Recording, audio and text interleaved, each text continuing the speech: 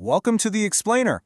Today we're diving into the simple yet really powerful ideas of Vanguard founder John Bogle. See, he showed millions of people that you don't need to be a Wall Street genius to build wealth. It's not about complex strategies or fancy jargon. It's all about a common sense formula. And that's exactly what we're going to break down today.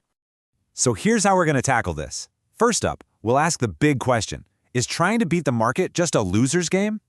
Then, we'll get into the nitty-gritty, the surprisingly high cost of hiring so-called experts, and what the actual numbers say about them.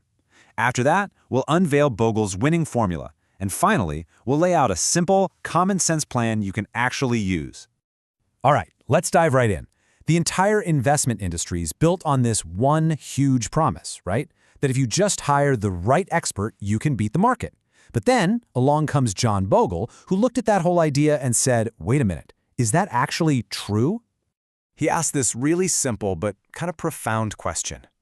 All that energy people spend, picking stocks, trying to time the market just right, thinking they can outsmart everybody else, is that a game you can actually win? Or is it maybe, just maybe, rigged against you from the start? And Bogle's answer to that is just so elegant. He basically said, forget trying to find that one magic needle in the haystack. His idea? Just buy the entire haystack. Seriously, if you own a little piece of every major company, you are guaranteed to get your fair slice of all the economic pie they create. Okay, so if buying the whole haystack is so smart, why are so many people still paying big bucks for experts to go needle hunting? Well, the first big reason Bogle pointed to is, honestly, simple. It's about cost. Let's really get into how this works. Just picture this, okay? On one hand, you've got these actively managed funds. They're super complex. You've got managers buying and selling like crazy, which racks up all these fees and taxes. But then, on the other hand, you have these super simple index funds. Their only job is to mirror the market. That's it. So costs and taxes, they stay super, super low. And here's the real kicker. When you pay for one of those experts, you're not just paying for their brilliant advice. Oh no, you're paying their huge salary. You're paying for their whole research team. You're paying for every single trade they make. And guess where that money comes from? Right out of your pocket, directly from your returns. And it doesn't matter if you win or lose, they still get paid.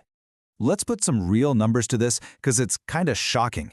That typical 2% fee on $1 million portfolio, that might not sound like a lot, but do the math. That's $20,000 gone every single year. Now, let's flip that. With a low-cost index fund, what would you pay? Maybe $2,000? So that's a saving of $18,000 a year.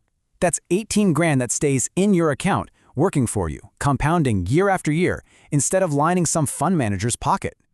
And look, it's not just Bogle saying this.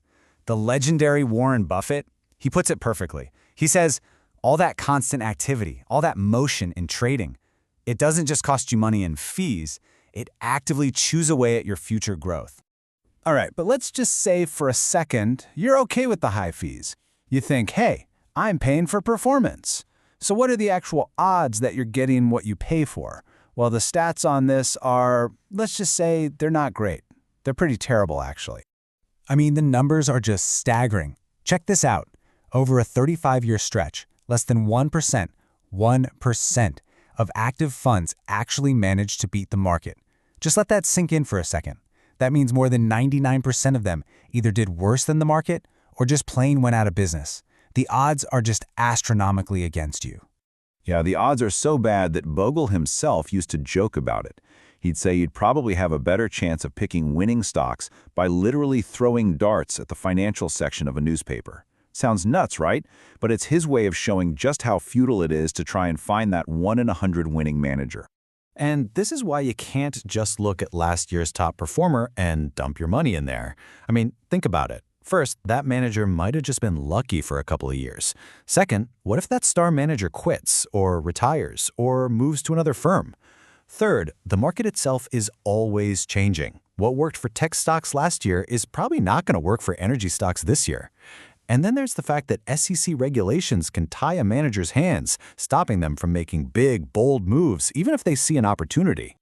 So, okay, we've established that active management is expensive and the odds of it working are terrible. So, what's the alternative?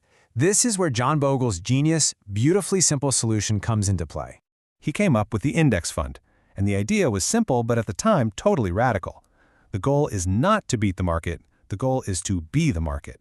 When you buy, say, an S&P 500 index fund, you're literally buying a tiny sliver of the 500 biggest companies in the U.S. You're not looking for the needle anymore. You've just bought the whole haystack. And the power of this is huge. For one, you get instant diversification. You're not making a bet on tech over healthcare or anything like that. You own them all. So if one company totally faceplants, it's just a tiny blip in your portfolio. But the upside? You are guaranteed to capture the long-term growth and innovation of the entire economy. It's built right in.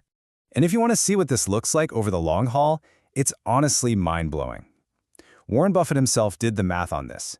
He figured that if you'd invested $10,000 in the S&P 500 way back in 1942, today it would be worth over $50 million. That is the incredible power of just owning the market and letting time and compounding do their magic. Okay, so this all sounds great in theory, but how do you actually do it? Well, the good news is Bogle's plan is just as simple and straightforward as his philosophy. It's really just a few simple steps. First, pick a broad market fund, like one that tracks the S&P 500 or the total stock market. Second, and this is crucial, you have to be a hawk about costs. Find the version with the absolute lowest fees you can. Every little bit counts. Third, and this is honestly the hardest part for most people, you have to stay the course. Invest for the long haul and just don't panic when the market gets crazy. And last, keep the wild speculative bets to a tiny, tiny fraction of your portfolio. You know, Bogle was a realist. He totally got that people love the thrill of picking stocks. It's exciting. So his advice was super practical. He said, sure, go ahead and do it, but only with a really small slice of your portfolio, like maybe 5%. He called it his funny money rule.